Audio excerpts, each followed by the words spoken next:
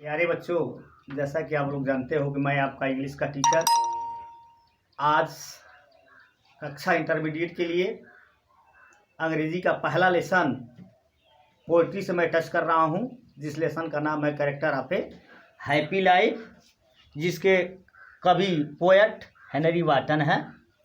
इस संदर्भ में इस चैप्टर को मैं पहले आरंभ करूं, उसके पहले मैं कुछ बताऊं कि इस पाठ में कवि सर हेनरी वाटन इस बात को यहाँ पर दर्शाते हैं कि जो व्यक्ति प्रसन्न रहना चाहता है वह सांसारिक मोह माया, सांसारिक सुख सुविधा को परित्याग करके अपने जीवन को सुखी बना सकता है।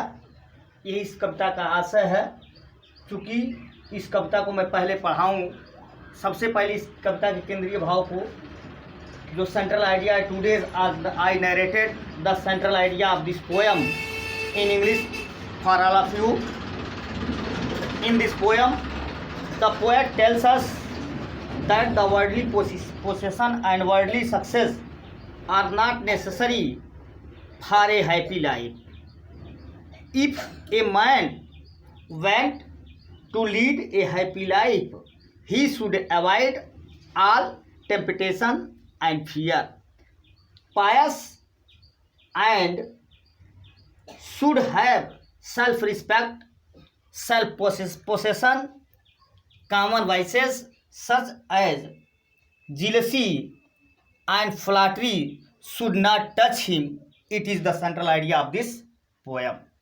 इसका मतलब ये कि कवि इस कविता में कहता है कि सबसे पहली बात को समझे कि सांसारिक क्या है, सुविधा या कहा जाए सांसारिक शौक, सफलता जो व्यक्ति की प्रसन्न जीवन के लिए क्या है, आवश्यक नहीं है। यदि व्यक्ति अपने को सुखी रहना चाहता है, प्रसन्नचित्त रहना चाहता है, तो इन सारे सांसारिक क्या है, शक्ति सुख सुविधाओं का परित्याग करना होगा और अपने आप उसको खुद ही स्वयं ही आत्मसम्मान और क्या है, आत्म शौक पैदा हो जाएगा, जो उसके लिए क्या करेगा, एक कवच का काम करता है। उसके जीवन में कभी ज्वलनशील की भावना उत्पन्न न हो, चापलूसी पर या कभी उसको स्पर्श नहीं करता। यही इस कविता क्या है, केंद्रीय भाव है।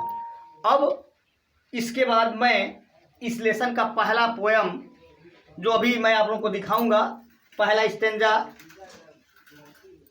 How happy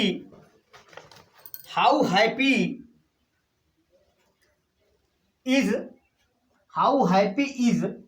he born or taught that served not another's will, whose armors is honest thought and simple truth his utmost skill.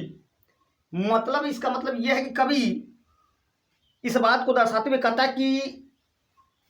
कहता है कि how happy is he born or taught, वह व्यक्ति